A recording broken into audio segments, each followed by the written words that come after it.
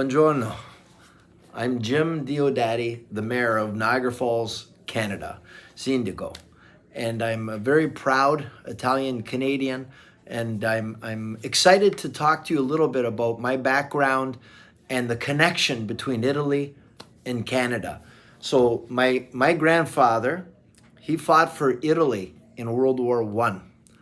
There's his picture, if you can see.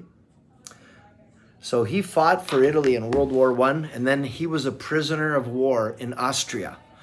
And after the war, he spent a few years in prison. After the war, his sisters went to France, and he came to Canada, and he started his family. And he had 9 children, and my dad was the baby. So I'm the firstborn of my father. My dad was Gennaro, my grandfather, Gennaro, and I'm Jim. They wanted me to be English because when they first came to Canada, there was discrimination and people used to make fun of the Italians. They would make fun of the way they talked, the food that they ate, and they didn't understand. They had to have a garden in the backyard. So they wanted us to learn and be like the English in Canada and more Canadian. And with time, you know, the Italians started to build their reputations and they became successful because Italians have a reputation for being very hardworking, smart, and for collaborating and working together. And, you know, I was lucky. I never had to experience the discrimination. It was my uncles. And they would get in fights after school, always defending the way they did things.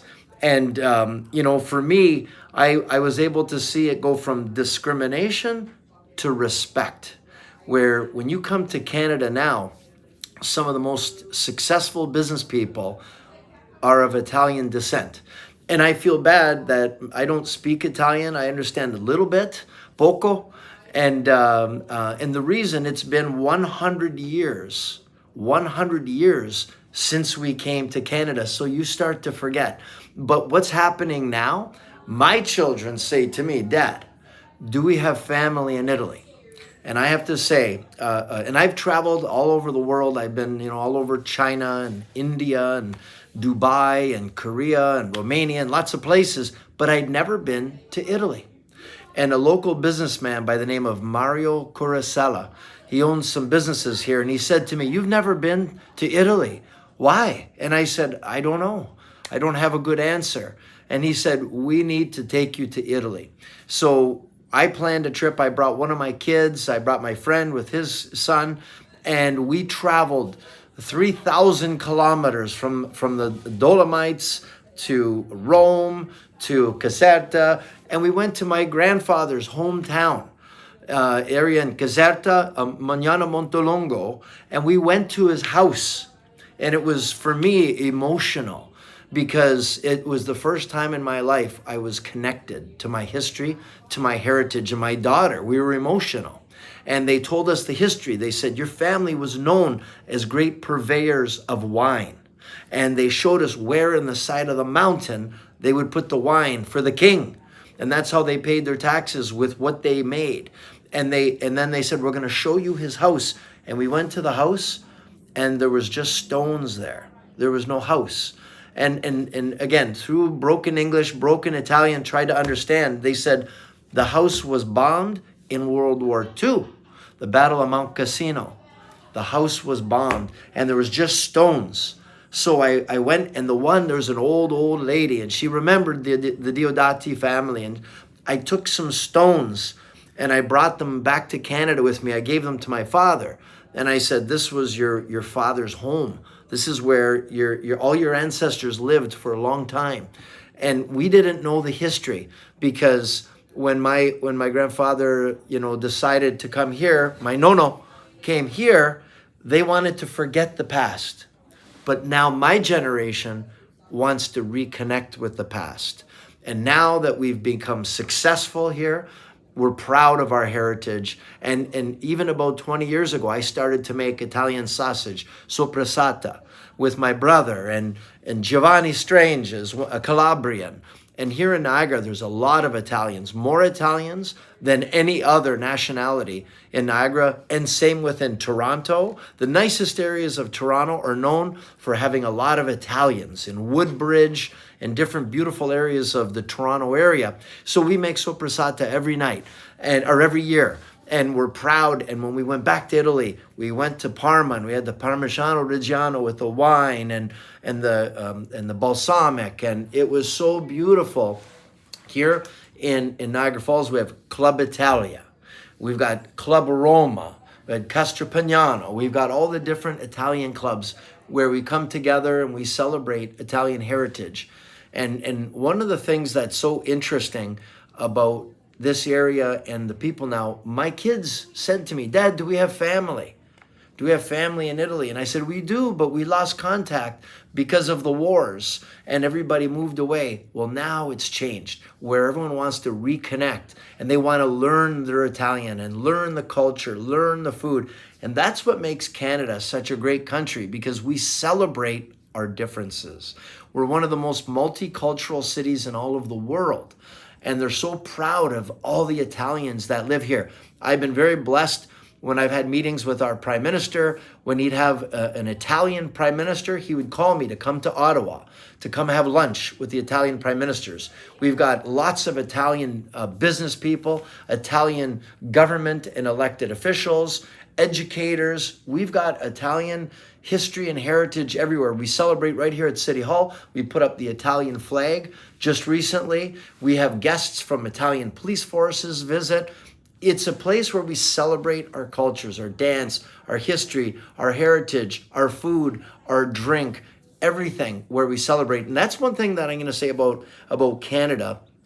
I describe Canada as a mosaic, an oil painting, where when you get up close, you see different colors and textures, and it looks messy. But when you come back and look at the picture, like the Mona Lisa, and you realize, oh my God, this is beautiful. It's a mosaic. And that's how I describe Canada. It's many cultures, many customs, where we celebrate the differences.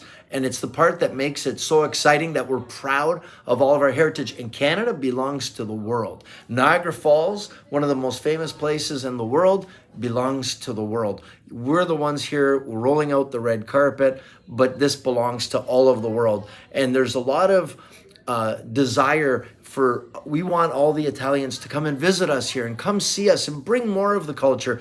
I'm here rolling out the red carpet, inviting you to come visit us in Canada. When you come to Canada, your trip is not complete until you make a trip to Niagara Falls and you feel the mist on your face, till you hear the roar of the falls, a place where 20% of the world's fresh water is roaring over the falls, and the place where this massive rainbow goes across the falls.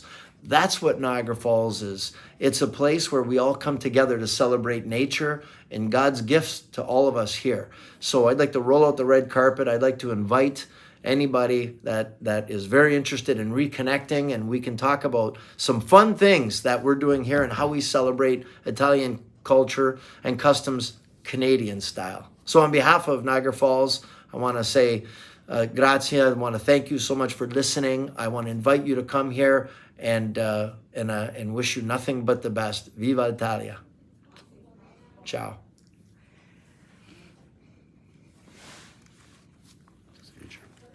Okay, will you be able to put this together? Let's see. You continue. Okay. Director. All right. So I'm going to continue to talk just a little bit more. Right next door to Niagara Falls City Hall is a new university. It's one of the biggest international universities in the world, and they are going to be located right next to City Hall. Within 5 years, we're going to have 10,000 international students studying right here in Niagara Falls. And we want to encourage anybody in Italy that would love to come and study right here in Niagara Falls and experience Canadian culture to come here and look into the University of Niagara Falls, Canada. It's going to be an exciting opportunity to learn emerging technologies like artificial intelligence, AI, digital, data, and new and emerging technologies where you'll be able to learn it right here in one of the most exciting places in all of Canada. So come here to Niagara Falls and feel how multicultural we are and accepting of all world people from around the world, and come and experience what it is that we have to offer. It's a very exciting place that you can visit, and also an exciting place that you can live. And what's interesting, we have the 4 seasons here. In the summer it gets very warm and very humid and very beautiful. And then in the fall, all of the leaves go red and orange and green and yellow, and it's so beautiful. Then in the winter, we get some snow, but down by the falls, the mist from the falls freezes and it looks like a winter wonderland. So there's always a change of things that are going on here in Niagara Falls. And I would love to introduce you to some of the most successful entrepreneurs who are of Italian descent, the hotel owners, the restaurant owners, the manufacturing owners. There's a lot of opportunity here for Italians that want to invest. Canada is still the land of opportunity. We're the second biggest country in the world, but we're only 40 million people. I mean, the size of this country, the opportunity here, and we're right on the border of the United States, the biggest economy on the planet.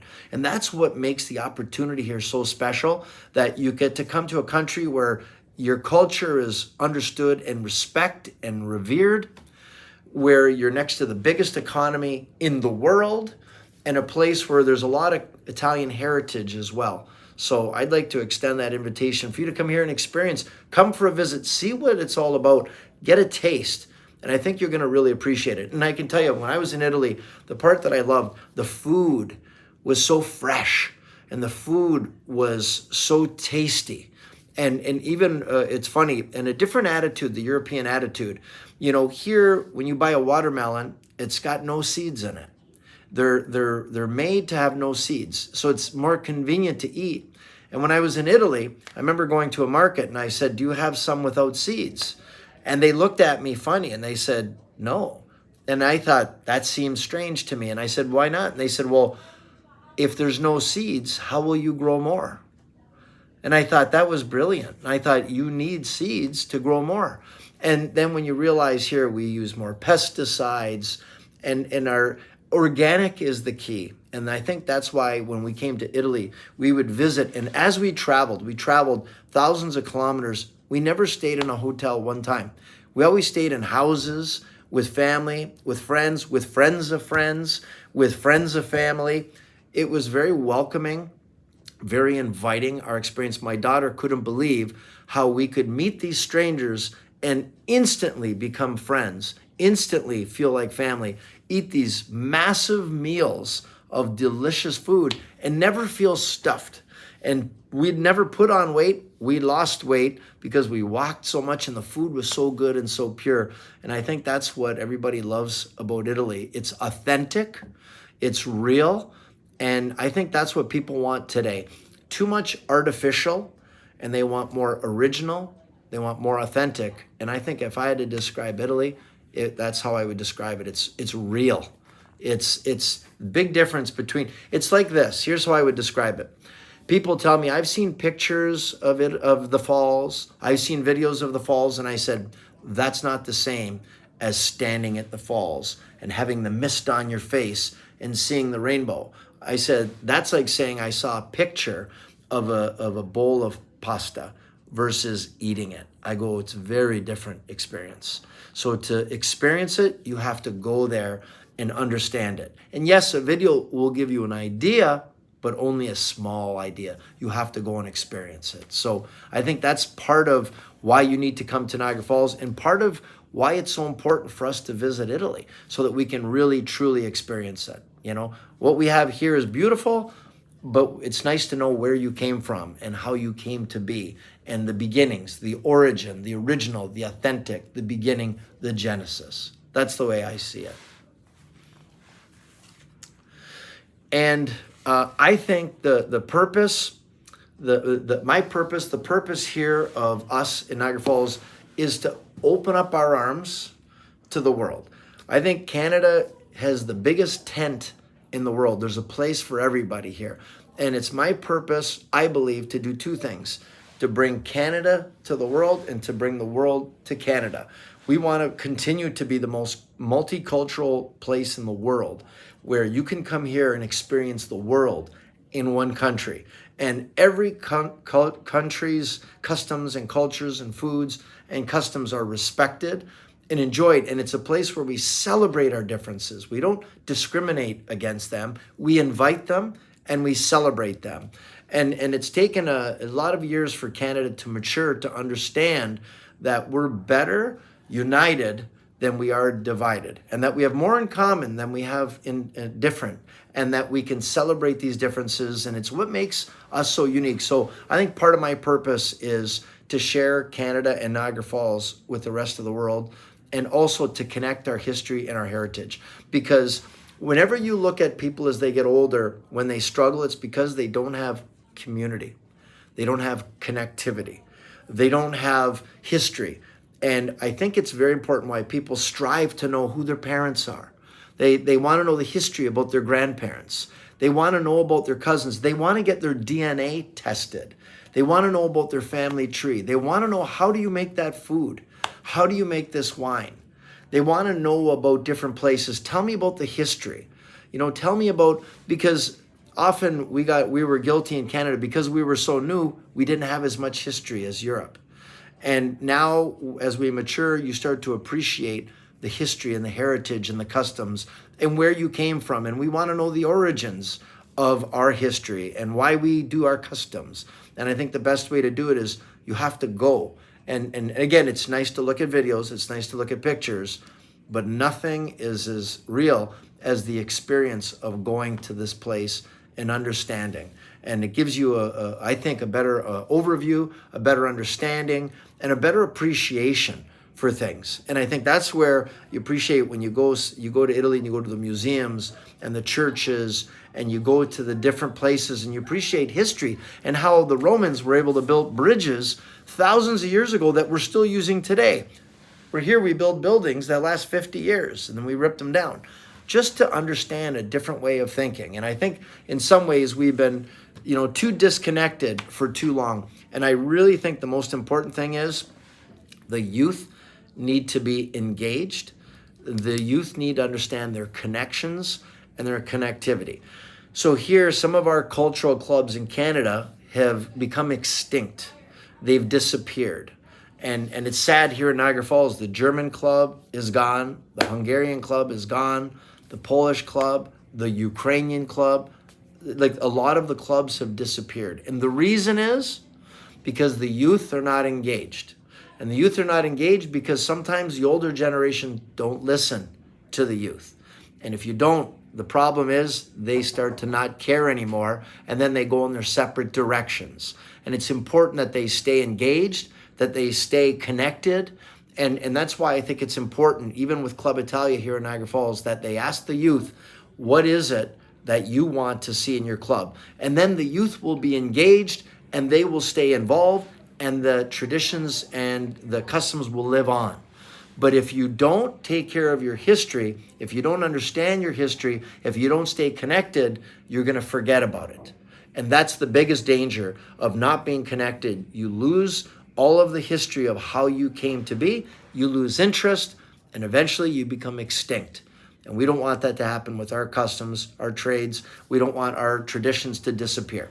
So let's make sure that we engage the youth, make sure that we have them all connected, and make sure that they have an interest in knowing that they've got a long, rich, vibrant history that they want to connect to and be proud of.